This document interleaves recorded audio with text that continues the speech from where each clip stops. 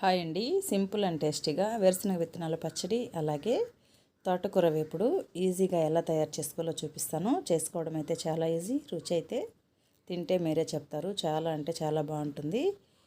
2 కట్టలు తోటకూర తీసుకున్నానండి. దీనిని శుభ్రంగా పీచు ఏమీ లేకుండా ఒలుచుకోవాలి.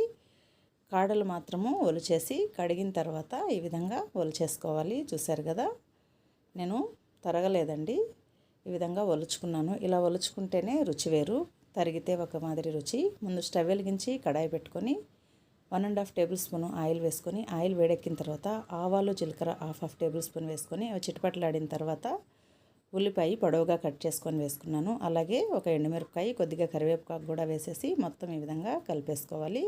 అది కొద్దిగా మగ్గిన తర్వాత తోటకూర కూడా వేసేసుకుంటున్నాను. తోటకూర వేసేసి మగ్గించుకోవాలండి.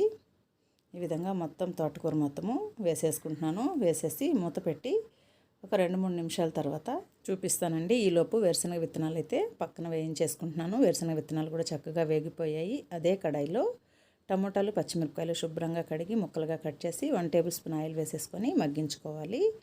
ఈ తర్వాత చూసారు కదా, తోటకూర కూడా చక్కగా మగ్గిపోయింది. ఇప్పుడు ఇందులో రుచికి సరిపడినంత ఉప్పు, కొబ్బరి అలాగే వెల్లుల్లిపాయలు, ఎండు కారం వేసుకుంటున్నాను. ఈ కారం వేయడం వల్ల రుచి చాలా బాగుంటుంది. తప్పకుండా ట్రై చేయండి. ఇది కారం వేసేసి ఒకసారి కలిపేసుకొని పక్కన పెట్టేసుకోవాలి. ఈలోపు టమోటాలు, పచ్చిమిరపకాయలు కూడా చక్కగా మగ్గిపోయాయి. ఇవి మిక్సీలో వేసేసి గ్రైండ్ చేసుకోవడము. ముందు వేరుశనగ విత్తనాలు, చింతపండు, ఉప్పు వేసి గ్రైండ్ చేసుకుంటున్నాను. కొద్దిగా గ్రైండ్ చేసుకున్న తర్వాత చూసారు కదా, ఇప్పుడు ఇందులో మనం వేయించి పెట్టుకున్న టమోటా, పచ్చిమిరపకాయ కూడా వేసేసి ఈ విధంగా పచ్చడి అయితే గ్రైండ్ చేసుకుంటున్నానండి. పైన కొద్దిగా ఉల్లిపాయలు వేసేసుకుంటే పచ్చడి రెడీ అయిపోతుంది. తోటకూర తాలింపు కూడా రెడీ అయిపోయిందండి. వీడియో నచ్చినట్లయితే ప్లీజ్ సబ్స్క్రైబ్.